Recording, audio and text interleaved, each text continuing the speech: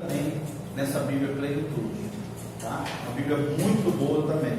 Tem a Bíblia de Estudo NVI, que é muito comum agora também, uma Bíblia que foi muito vendida.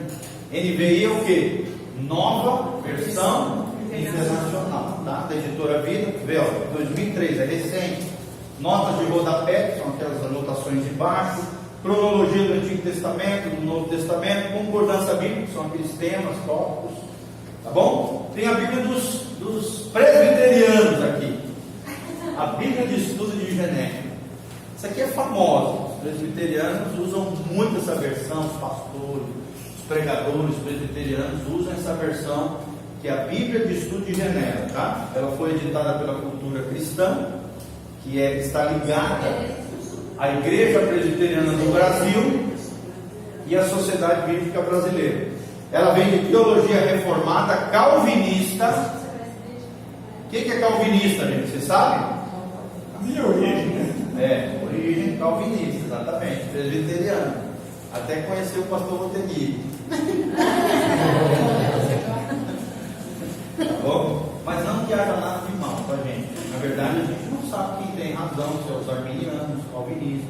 Nós achamos que temos o entendimento correto, mas estamos abertos a que os calvinistas talvez também estejam corretos, tá? Isso não se perde salvação ou não. São questões de posturas teológicas. Entre aqueles que creem que a salvação pode ser perdida, nós, os arminianos, cremos que a salvação é uma dádiva divina, um presente que pode ser recebido, mas pode ser rejeitado, pode ser abandonado. E os calvinistas, né, que essa fé reformada calvinista acredita que uma vez salvo para sempre. Que o verdadeiro cristão jamais tem a segurança eterna de salvação e vai perseverar. Se ele é cristão de verdade, ele vai perseverar por toda a eternidade. Fala. Tem uma pergunta para fazer. Fala. 1 Coríntios, capítulo 5, versículo 5.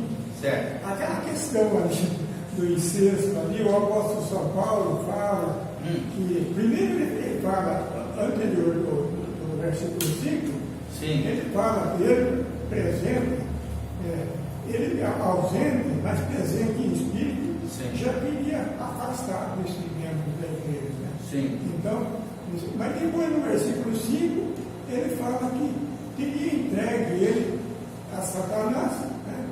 Para que Sua alma fosse salva. o corpo seja punido, Sim. mas o espírito seja salvo. Certo. Como a gente pode entender isso? Esse é um dos grandes mistérios da palavra de Deus. É um dos versículos que os calvinistas usam e os arminianos tentam explicar.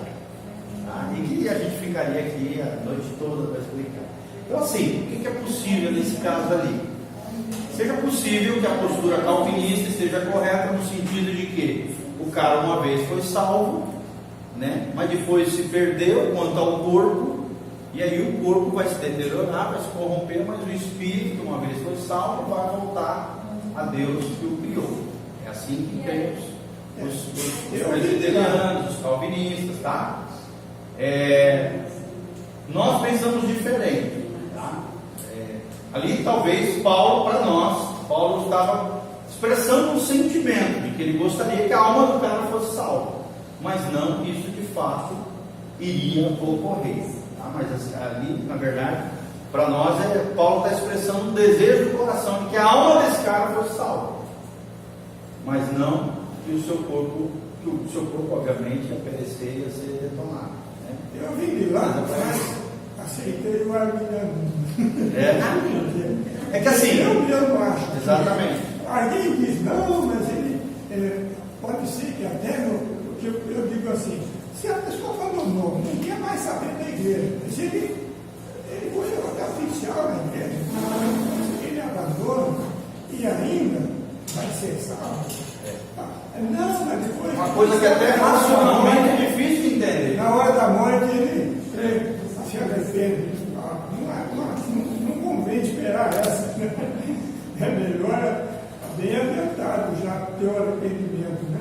Existe uma série de indagações, exatamente. Por exemplo, se tu falar isso com um calvinista, quem calvinista vai falar? Não, o cara desviou, É porque ele nunca nasceu de novo. Porque se ele tivesse nascido de novo, ele jamais se desviaria. É essa a argumentação que eles vão usar. Exatamente. A nossa argumentação é o quê?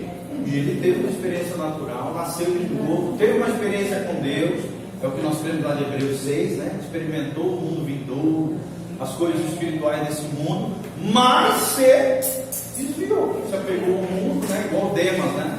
Amou o presente século, amou esse mundo e se desviou do Senhor. Infelizmente, Deus não vai passar a mão em coisa errada. A gente não consegue ver essa perspectiva de Deus nesse sentido, tá? O cara viveu uma vida totalmente errada, desviado, longe de Deus e ainda no final ser salvo. Na visão arminiana isso aí é bem complicado, né? Por isso, racionalmente, é bem complexo de se compreender. Tá bom? Vamos lá? Voltando para cá, gente. Estamos acabando já, tá? Bíblia de referência Thompson. Já falei, essa aqui também é bem antiga. Talvez foi uma das primeiras Bíblias de estudo que saiu, né? Muito difundida no mundo todo. Bíblia de referência Thompson, da editora Vida. Ela foi lançada em 1990. As palavras de Jesus é bem interessante, estão todas as citações de Jesus em vermelho. O sistema numérico Thompson de estudo, ou seja, você está vendo ali uma palavra, de repente tem ligação com um númerozinho, você vai lá atrás na Bíblia Thompson, aquele númerozinho tem todo um estudo sobre aquele assunto. É bem interessante, essa Bíblia é muito boa também para se ter a nível de estudo, tá? Uma Bíblia bem bacana. Meu pai usa muito essa Bíblia, ele gosta muito dela. É uma Bíblia bem antiga, mas que tem uma série de recursos arqueológicos, concordância, harmonia dos evangelhos, né? Usa uma outra versão, não tão boa desse mundo a gente crê, mas a Bíblia em si, as ferramentas da Bíblia é muito boa. A versão dela é que deixa um pouquinho a desejar, tá? Que é essa versão aqui, a ECA. Tem ilustrações, tem bastante desenhos, mapas, estudos esboçados, análise de livros, igual aquele lá que eu mostrei do irmão. Essa Bíblia Thompson aqui, tá bom? Para terminar aqui a parte da Bíblia, gente. Bíblia bilíngue. O que é bilíngue? 2 idiomas. Bíblia trilíngue. 3 idiomas, tá? Então existe Bíblias bilíngues. Eu tenho uma Bíblia bilíngue, de um lado espanhol, do outro lado inglês. Bem legal, para a gente aprender o idioma. Por exemplo, você pode comprar uma Bíblia, a NVI tem Bíblias bilíngues. De um lado português, do outro lado inglês. De um lado português, do outro lado a NVI em espanhol. E aí é muito legal para aprender idioma. Eu li todo o Antigo Testamento em inglês, gente. E pensa no aprendizado de vocabulário. Eu aprendi muito vocabulário, gramática, lendo a Bíblia em inglês. E eu li mais de 3 vezes a Bíblia toda em espanhol. Então aprendi muitas palavras, vocabulário amplo de espanhol. Por quê? Porque li a Bíblia em espanhol. Na época, Estudiantes. Estudioso. Na época eu tinha uma Bíblia eletrônica em espanhol, a versão Reina Valera em espanhol, 1990. E aí aonde eu morava e aonde eu estudava era 1h30 para ir e 1h30 para voltar. E eu estudando teologia, estudando a Bíblia. Imagina o que eu fazia nessa 3 horas por dia de metrô. Eu li a Bíblia toda várias vezes em espanhol, através dessa Bíbliazinha eletrônica que eu ganhei. E a gente ia lendo, era maravilhoso, lendo até hoje. Então, lendo muitos versículos, muitos textos bíblicos. Vocabulário faz assim, gente. Porque se existe um livro que é rico em palavras, é o quê? É uma palavra. Não existe livro mais rico em figuras de linguagem, metáforas, símbolos, linguagens, figuras de linguagem da língua portuguesa, de qualquer idioma que você estudar, e principalmente de vocabulário, como a palavra de Deus. A palavra de Deus é um livro incomparável com qualquer livro. Então eu estou ensinando meus filhos a Bíblia, né? Todo dia eu leio um estudo bíblico, daqueles livrinhos devocional, um versículo, um pequeno estudo, um versículo. Eu leio 2 estudos por dia com eles e vou ensinando as palavras que eles não sabem. Tem um monte de palavras ali no Provérbios, no Salmos e tal, que eles não sabem. explica, eles vão aprendendo. Ah, papai, o que é isso? O que é concupiscência? Aí eu explico. Então você vai dando vocabulário para os seus filhos através da palavra de Deus. Amém?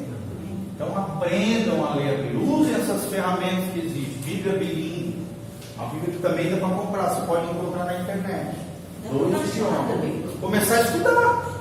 Você lê de um lado, eu não entendi aqui. Daí pula para o outro lado, tu vai entender. E tá, por exemplo, espanhol e inglês é muito parecido. Espanhol é muito parecido com português, né? Então às vezes tu não entende inglês, mas entende espanhol. Ou então quer aprender espanhol, com uma Bíblia bilíngue, português e espanhol.